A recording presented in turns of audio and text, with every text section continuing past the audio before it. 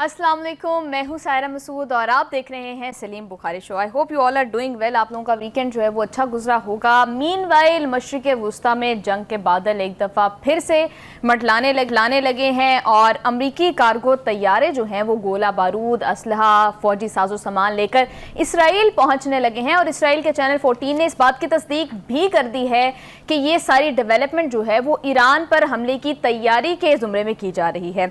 And दूसरी तरफ अमरीका ने पाकिस्तान के जरिए अमन मुआहिदे के लिए अपने 5 निकात भी तेहरान को पहुंचा दिए हैं और उसके जवाब में ईरान ने भी 14 पॉइंट्स तजावीज़ जो हैं वो पाकिस्तान के थ्रू अमरीका को भिजवाई हैं।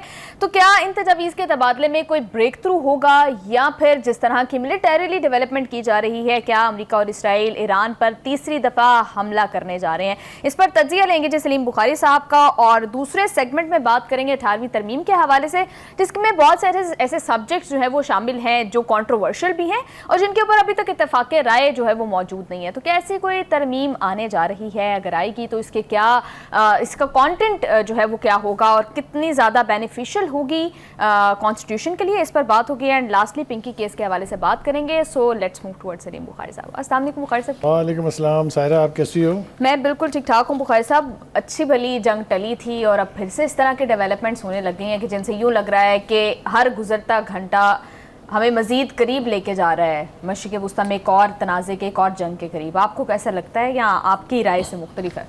देखिए, पहली बात तो ये है कि हमें जंग जो पहले हुई है या उससे पहले जो 12 रोज़ा हुई थी उसके जो नताइज निकले हैं उसका थोड़ा सा अहाता भी करना चाहिए और अपने नाज़रीन से शेयर भी करना चाहिए।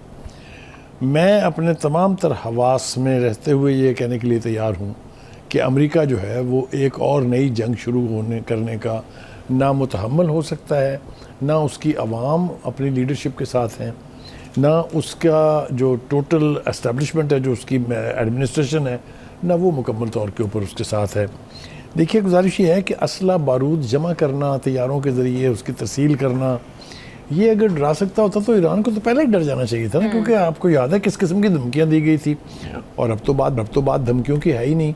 अब तो ये कि प्रैक्टिकली आपने देखा कि क्या किया अमेरिका ने और इसराइल ने मिल के।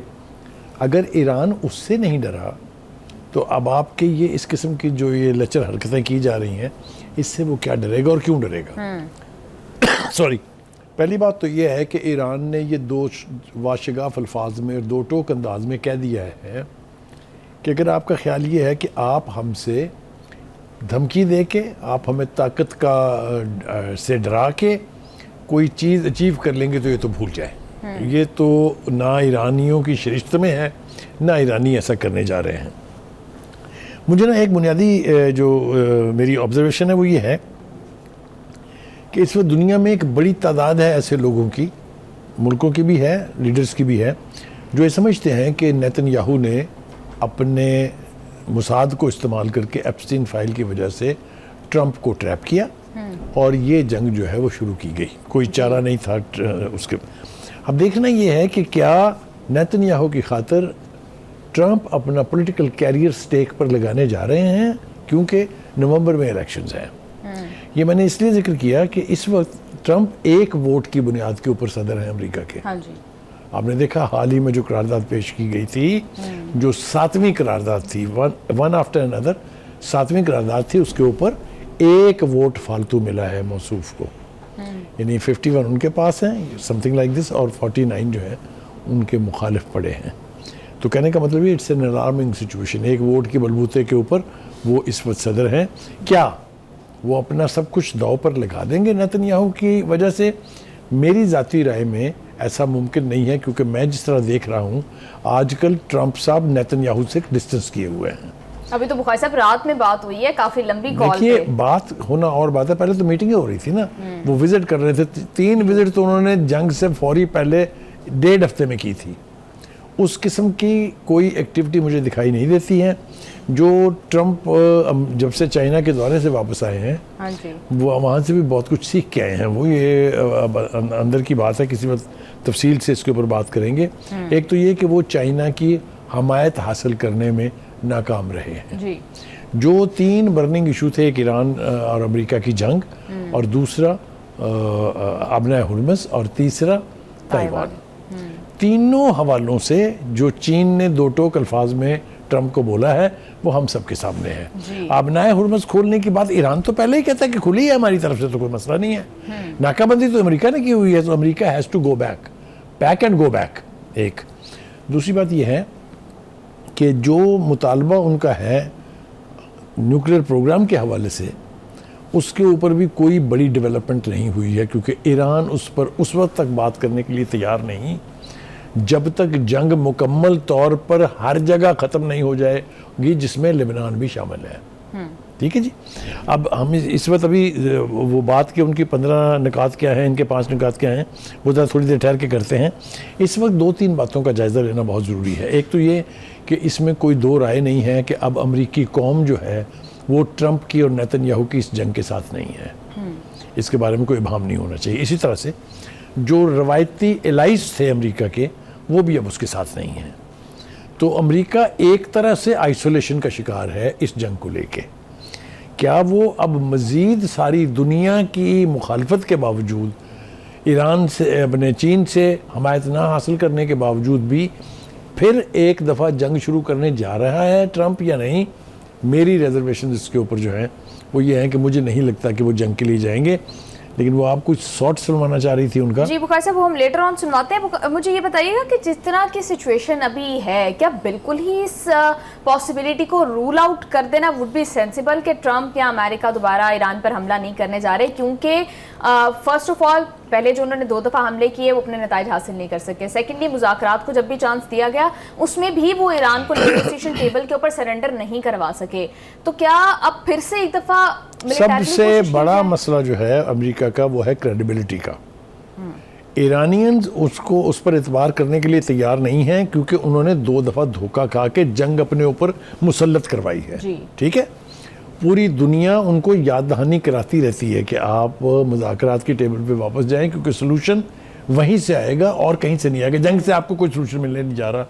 और जिस तरह की जंग लड़ी गई है, जितनी कुव्वत के साथ हमला आवर हुआ था चाहे अमेरिका और इसराइल ईरान पर, जब उसका कोई नतीजा नहीं निकला है, तो इसके बाद तीसरी नई जंग छेड़ने की ना सिर्फ ये कि मुझे तवक्को नहीं है, मेरा नहीं ख्याल कि अमेरिकन प्रेसिडेंट और American nation they can afford it. ठीक है बुखारी साहब, अभी जिस तरह की धमकियां हम देख रहे हैं, डोनाल्ड ट्रंप इस तरह के सोशल मीडिया के ऊपर ट्वीट्स भी शेयर कर रहे हैं जिसके अंदर लिखा हुआ है कि काम बिफोर द स्टॉर्म, और वो मिडल ईस्ट का एक नया नक्शा जिसके ऊपर वाटरमार्क के पीछे जो है वो अमेरिकन झंडा लगा है, वो इस तरह के, और फिर और भी अपनी सोशल मीडिया पोस्ट पर जिस तरह से ईरान को धमका रहे हैं, क्या ये सब चाइना की तरफ से उनको तवक्कुआत थी कि चाइना जो है वो एटलीस्ट ईरान को निगोशिएशन के हवाले से जो है प्रेशराइज करेगा, वो भी पूरी नहीं हुई, या उन्हें ये कॉन्फिडेंस मिल गया है कि चाइना अगर ईरान पर वो एक दफ़ा फिर से अटैक करता है तो China would be out of it? देखिए, पहली बात तो ये है कि इसी अमेरिका की ज़बानी हमने सुना कि इस जंग के दौरान चाइना ईरान को सपोर्ट करता रहा है, चाहे वो सैटेलाइट इमेजिंग थी, चाहे जो भी था।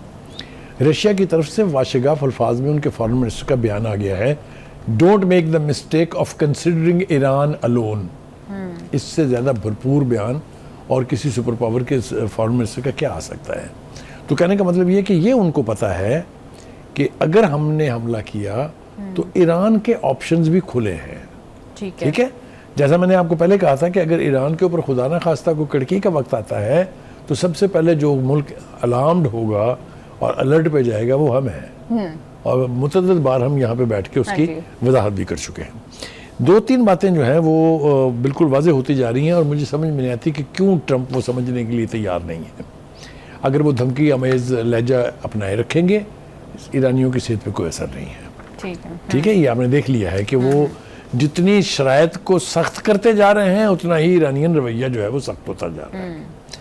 तो ये बात तो मेरे ख्याल से ईरानियन ने साबित कर दी है कि हम डरते वरते कोई नहीं है, और जो कौम डरती वरती नहीं है और जो कौम रेजिस्टेंस की मिसाल कायम करे, आप ज़रा देखिए तो सही कितने दुश्मनों से लड़ा ईरान। फिर बुखारी साहब, अगर आप ये पॉसिबिलिटी रूल आउट करते हैं, आपको नहीं लगता कि एक और जो है वो तनाज़ा, एक और जंग, एक और बहुत खूरेजी होगी, अमेरिका का बहुत नुकसान होगा इस दफ़ा? ठीक है, तो बुखारी साहब फिर क्या मुज़ाकरात से आप समझते हैं कि मामला अब हल होने जा रहे हैं? क्योंकि देख रहे हैं हम कि बार बार तजवीज़, बार बार प्रपोजल्स रिजेक्ट भी हो रहे हैं और बार बार उनका जवाब भी दिया। देखिए, पहली बात तो यह कि मुज़ाकरात में ये गिव एंड टेक, कुछ लो कुछ दो भी होता है, और बहुत हाई पोजीशंस लेने के बाद फिर आहिस्ता आहिस्ता नीचे भी आ जाता है। तो इसलिए मुझे इस पर परेशानी नहीं है। ठीक है, लेकिन मैं इस नतीजे पर ज़रूर पहुंच चुका हूं अब इस सूरत हाल का हल सवाए मुज़ाकरात के और कहीं नहीं है, इसलिए कि अमेरिका के ऊपर ट्रस्ट का लेवल जो है अब खलीजी रियासतों का भी वो नहीं है जो इस जंग से पहले था, क्योंकि उन सब ने ये देख लिया है कि अमेरिका भाई हमारी मदद के लिए कोई नहीं आए, उनको अपनी पड़ी रही, या वो इसराइल को बचा रहे थे या वो अपने आप का दिफा कर रहे थे, हमें लावारसा छोड़ दिया था, ये तो फैक्ट है। जी बुखारी साहब बिल्कुल ठीक कह रहे हैं। प्रोग्राम में वापस आते हैं एक शॉर्ट ब्रेक के बाद यहीं से डिस्कशन को कंटिन्यू करेंगे, सो स्टे ट्यून्ड।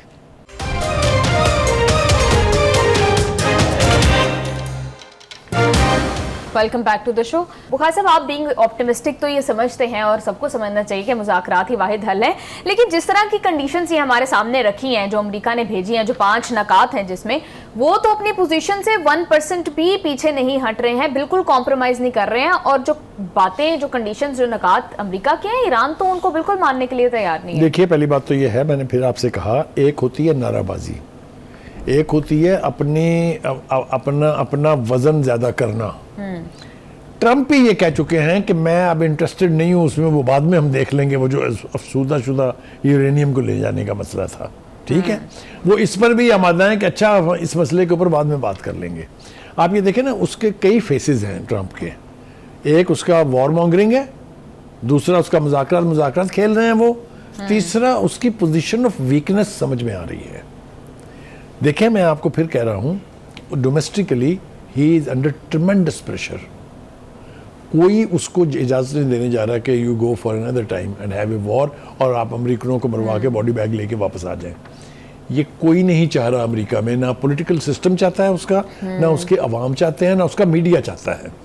देखिए, जो नई चीज़ हुई है जिसकी वजह से मौसूफ बहुत परेशान है, वो ये है कि इस वॉर में अमेरिका का जो नुकसान हुआ है उसके ऊपर रिपोर्ट्स और उसके ऊपर वीडियोज़ आनी शुरू हो गई हैं जी। अभी आपने देखा कि उन्होंने सिर्फ ये बताया कि हमारा $25 बिलियन जो है वो खर्च हो चुका है इस वॉर पर अब तक। अभी इसमें वो नुकसान शामिल नहीं है जो 19 में से उनके 11 अड्डों का हुआ है। हाँ जी। जो उनके जहाज गिरे हैं अभी उसके एस्टिमेट्स बीच में शामिल नहीं है। तो there is an enormous cost that Americans have beared, Americans have sustained. जी। इतनी बड़ी वॉर, इस दफा वाली वॉर इससे ज्यादा संगीन होगी। वो तो अगर होगी तो इससे ज्यादा संगीन होगी, क्योंकि वो सारा कुछ जो उन्होंने अपने दिफा के लिए बना रखा हुआ है वो फिर इस्तेमाल होगा, और उसमें बहुत ज़्यादा खौफनाक किस्म के हथियार मौजूद हैं ईरान के पास, और मजीद मिलने का इम्कान भी मौजूद है। बिल्कुल बुखारी साहब, आप ठीक कह रहे हैं। बुखारी साहब, अभी ये जो पाँच जो शराइत अमेरिका ने भेजी हैं उसमें तो ये बात कर रहे हैं कि 400 किलोग्राम अफजूदा यूरेनियम जो है वो अमेरिका मुंतकिल किया जाए। ईरान इस पर बात करने के लिए ही तैयार नहीं, लिहाजा इसको तो बेमानी समझ के फेंक दे आप। तो बुखारी साहब, बात किस पॉइंट के ऊपर होगी? देखिए, बात इस पॉइंट पर थी कि हम यूरेनियम की अफसूदगी कम करने के लिए तैयार हैं और उस लेवल से अगले 20 साल तक आगे जाने के लिए तैयार नहीं है। दूसरा ये कि आप ये जो सुबह से शाम तक कहते हैं बम ने बनाए, बम न बनाए, एटम बम न बनाए, उनका हमने कैटेगोरिकली, हमारी ये पोजीशन पूरी दुनिया को पता है कि हम एटम बम बनाना नहीं चाहते हैं। मैं एक और मज़े की बात बताऊं, आप जल्दी से मुझे बताएं कि और किसने कहा है कि एटम बम ना बनाए ईरान?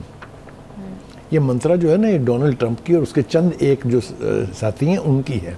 बुखारी साहब, ये जिस तरह के शराइत हैं कि रास्ते भी नहीं छोड़ रहे, हम आपको हरजाना भी नहीं देंगे, हम जो है वो आप ही जो है वो जोहरी तनसीब एक तक महदूद करेंगे, आप यूरेनियम अफजूदा हमें देंगे, ये सारे मुतालबात तो यूँ जैसे अमेरिका को तो ऑलरेडी पता है कि ये रेड लाइंस हैं ईरान की, तो फिर इन तजावीज़ की क्या? There is a famous proverb, if wishes were horses, then beggars would ride. अगर तो इस टर्म के ऊपर समझौता होना है जो ट्रंप कह रहे हैं, तो फिर तो ईरान गया।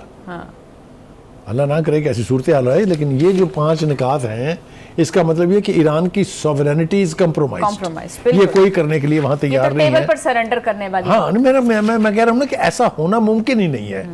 और आप ये देख लें कि जिस मर्जी का बयान उठा के देख लें, अब जितनी लीडरशिप है, वो जो एक प्रोजेक्ट करने की कोशिश की गई थी ना कि ईरान के अंदर बड़ा इंतशार है, वो हुकूमत कुछ चाह रही है, पासदारान कुछ चाह रहे हैं, अवाम कुछ चाह रहे हैं, वो सब बकवास सब बंद हो गई है। जी। बुखारी साहब, मोहसिन नकवी साहब मौजूद हैं तेहरान के अंदर ही और बहुत हेक्टिक डिप्लोमेटिक एक्टिविटी कर भी रहे हैं। उनकी पूरी कोशिश लग रही है कि वो अगर अमेरिका की, कहा जा रहा है कि वो अमेरिका के जो नकात हैं वो ईरान तक पहुंचा रहे हैं, एंड मीनवाइल ईरान ने भी अपने 14 नकात जो हैं वो अमेरिका तक कम्युनिकेट कर ये कुछ तो हो चुका है। अब वो जिस मकसद के लिए वहाँ ये हैं वो क्रूशल फेज है।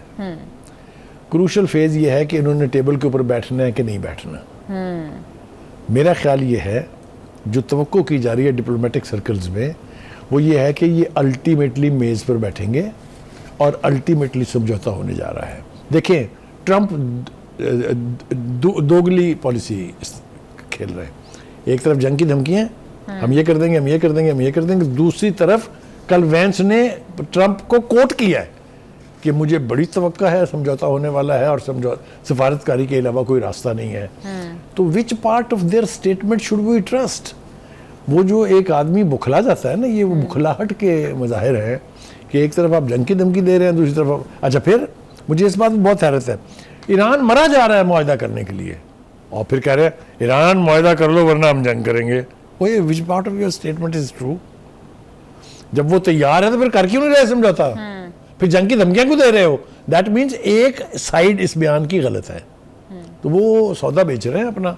लेकिन मेरा नहीं ख्याल, मैं फिर कह रहा हूँ बड़ी कन्विक्शन के साथ, मुझे नहीं लगता कि ईरान का और अमेरिका का एक और जंग करने का इम्कान मौजूद है, और इसके लिए मेरे पास बहुत सारा आर्गूमेंट है। देखें, वो अपने कोई ब्रेक थ्रू होगा या नहीं होगा, इसका फैसला उसी वक्त होगा जब वो टेबल पर बैठेंगे।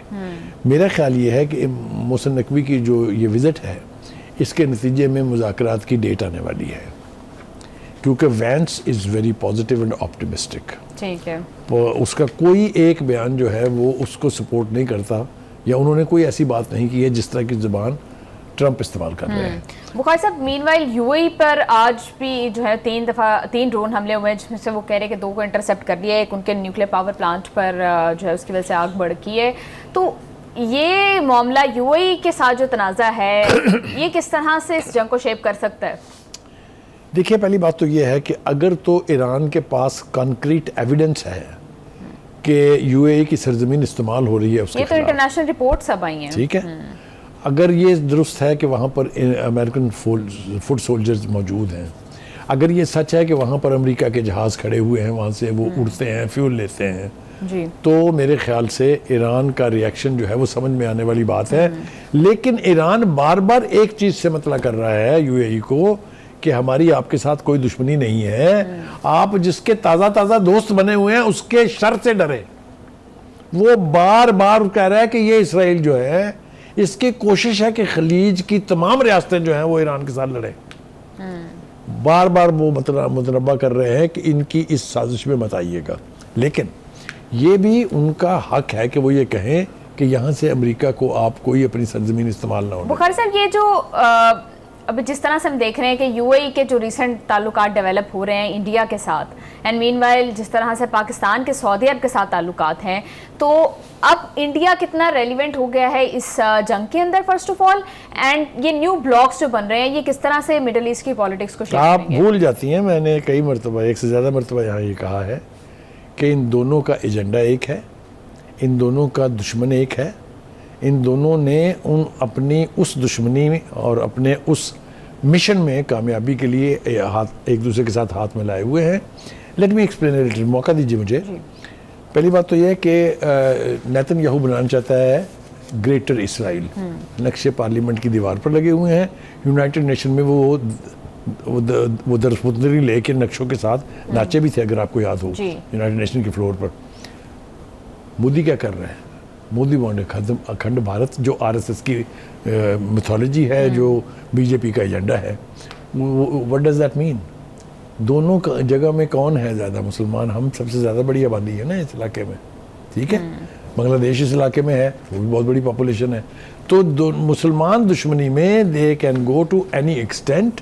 लेकिन ताज़ा हमने सबक सिखाया हुआ है हिंदुस्तान को कि साढ़े नाल पंगा करोगे तो फिर तुहानू भुगतनी पड़ेगी। यही कुछ ईरान ने साबित किया है कि अगर आप हमारे साथ जाए, we will resist you to the core. जी बिल्कुल बुखारी साहब, last but not the least, Russian president Putin का चाइना का दौरा राइट आफ्टर ट्रंप्स विजिट, और फिर पाकिस्तान के प्राइम मिनिस्टर के जाने का प्लान भी है चाइना। तो ये दोनों विजिट्स इस तनाजुर के अंदर new world order madam, new world order change हो रहा है। ये the power balance is shifting.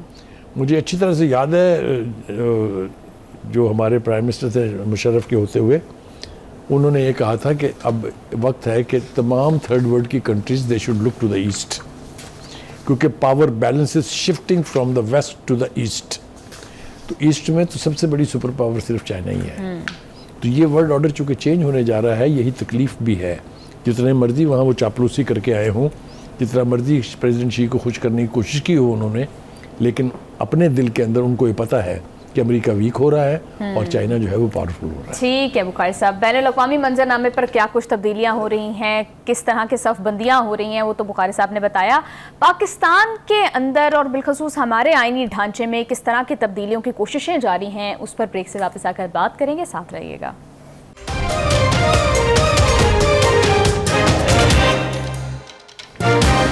Welcome back to the show.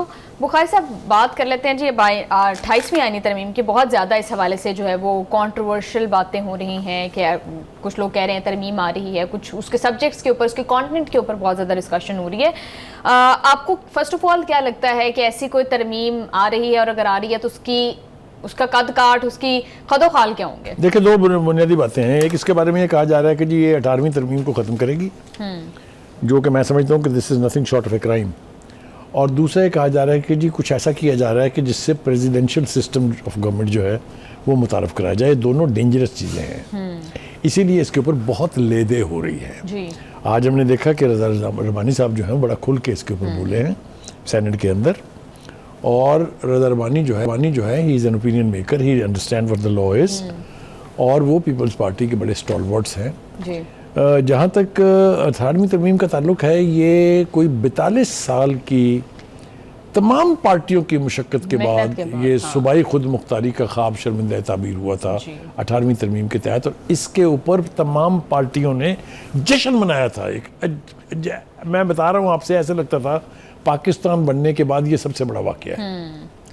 अब उसको अंडू करने के लिए सबसे पहला स्टेक होल्डर तो पीपल्स पार्टी है, क्योंकि ये 18वीं तरमीम पास हुई थी पीपल्स पार्टी के दौर में, ठीक है, उन्हीं की एफर्ट से, कोई दो राय नहीं है उसके बारे में।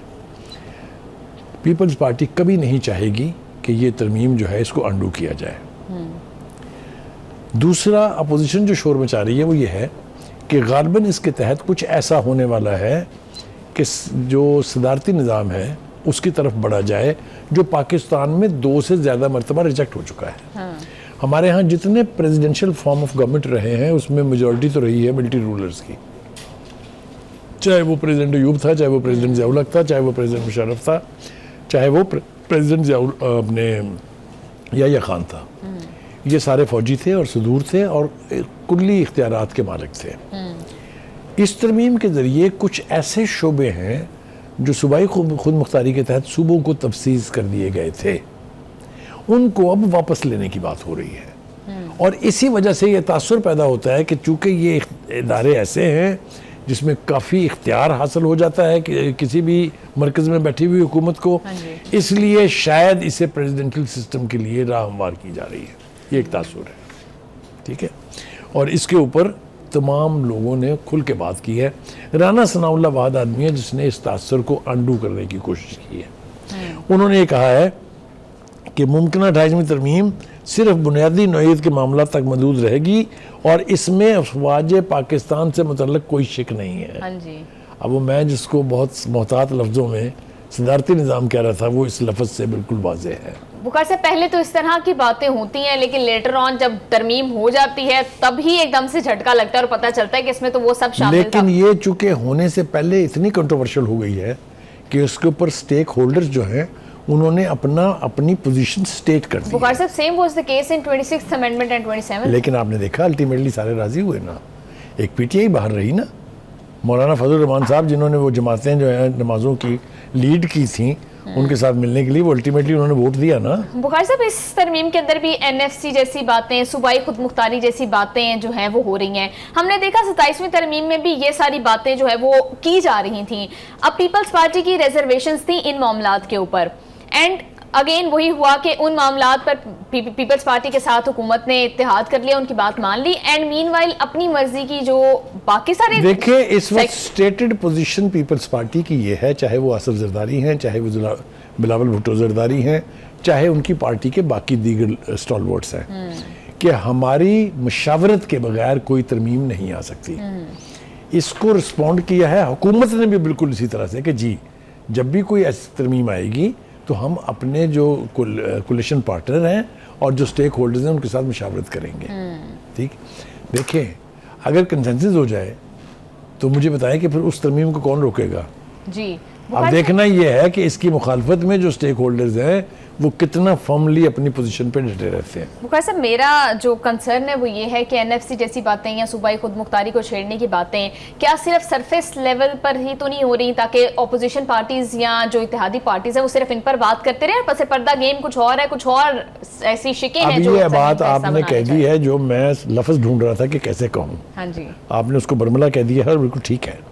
होता यही है जैसे कि आम देखें ना, कहीं मुज़ाकरात की हम बात कर रहे हैं ना, हाँ। ईरान और अमेरिका की, तो चिप्स आई हैं, उनके मुतालबात भी बहुत स्ट्रॉन्ग है उनके मुताबिक, लेकिन कहीं ना कहीं कंप्रोमाइजिंग लेवल पर आना है, यही हाल यहाँ भी होता है। और ख़ास तौर से पार्लियामेंट में जब तरामीम होती हैं तो स्टेक्स बहुत हाई ले जाए जाते हैं, फिर कुछ लोगों को मनाने के लिए कुछ चीज़ें छोड़ दी जाती हैं और जिस बुनियादी वजह से वो तरमीम होनी होती है वो होके रहती है। बुखारी साहब, जब लास्ट 27वीं तरमीम हुई थी तब तो ये सारी जब चिप्स हाई की गई थी तो नीचे जुडिशरी का सारा स्ट्रक्चर बदल दिया गया था। इस दफ़ा बात हो रही है वोटर एज की, या फिर जिस तरह से आपने सदारती पार्लिमानी निज़ाम को छेड़ने की बात की, तो अब वोटर एज बढ़ाने की बात की जा रही है। इस पर आपका क्या टेक है? देखिए, पहली वाली बात तो यह है कि दुनिया भर में कहीं ये एज नहीं है, 25 साल की कैद नहीं है।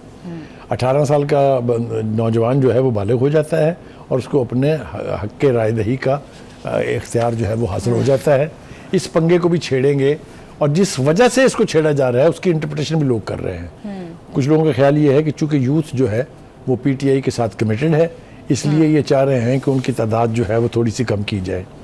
मैं समझता हूँ कि अगर ये अप्रोच है तो ये पागलपन के सिवा कुछ नहीं है, इससे कुछ हासिल होने वाला नहीं है। जो वोटर कमिटेड है इमरान खान के साथ वो कमिटेड रहेगा, आप जो मर्जी कर लें उसने नहीं हटना। लिहाजा you have to improve governance, ताकि लोगों के ग्रास रूट लेवल पर जब काम होंगे तो फिर वो कन्वर्ट डालेंगे आपकी तरफ। अगर आप रेटरिक इस्तेमाल करके पॉलिटिकल बयानबाजी के जरिए ये हासिल करना चाहते हैं तो I think this will be an effort in when. बिल्कुल बुखारी साहब, ठीक है ना। वैसे भी अगर 18 साल का नौजवान टैक्स दे सकता है, शादी कर सकता है, तो फिर वोट भी दे सकता है। बिल्कुल ठीक कह रहे हैं। प्रोग्राम में वापस आएंगे एक शॉर्ट ब्रेक के बाद, और ब्रेक से वापस आकर पिंकी केस के हवाले से कुछ मजीद डिटेल्स आपके साथ शेयर करेंगे। सो स्टे विद अस।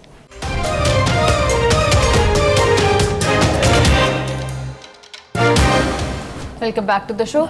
बुखारी साहब, ये पिंकी केस कहाँ जाकर एंड होगा? अब उन पर तफ्तीशी अफसर पर वो इल्ज़ामात लगा रही हैं कि मुझ पर तशद्दुद किया जा रहा है और मुझसे ज़बरदस्ती कहा जा रहा है कि बनी गाला के किसी एक शख्स के हवाले से कि उसका नाम लो। देखिए, ये उसने जानबूझ के दरफुंतरी छोड़ी है और इन्फ्लुएंस करने की कोशिश की है तफ्तीश को, ताकि ये पता चले कि जनाब ये मलबा जो है फ़लाँ आदमी पर डालने के लिए इसके ऊपर प्रेशर है। ये तो खैर मैं मानने के लिए तैयार नहीं हूँ। आपका जो सवाल है ना बेसिकली कि ये केस कहाँ जाएगा, मैं आपको इसके पिछले 2 केसेस बताता हूँ, वो कहाँ गए थे वहीं जाएगा ये। आपको फराह गोगी याद है? और आपको एक और पिंकी 1 याद है? क्या हुआ बोले ना? कितनी हाइट थी? मीडिया की हेडलाइंस में रहे तब तक बात for months and months and ultimately everything is gone. Nobody knows. Nobody remembers what happened. Same is this case. Hype create होगी, हाइप क्रिएट हो रही है, अभी और होगी।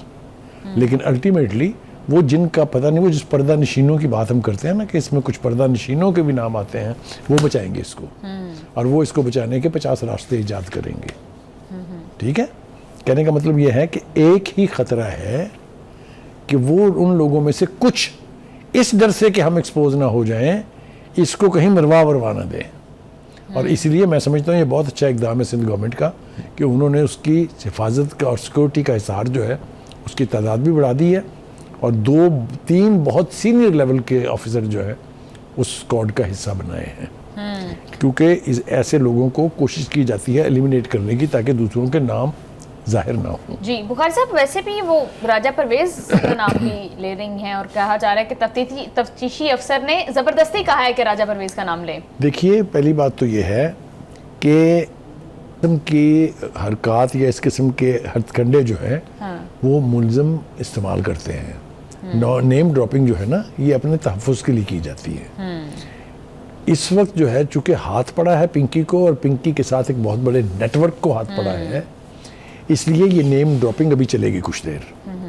लेकिन अथॉरिटीज़ को ये चाहिए कि जो लोग वाकयातन इसमें मुलव्वस हैं, ठीक है, ठीक, उनको ज़रूर एक्सपोज करना चाहिए। बिल्कुल बुखारी साहब ठीक कह रहे हैं। प्रोग्राम का टाइम हो गया ख़त्म। See you all tomorrow, take care, अल्लाह हाफिज़।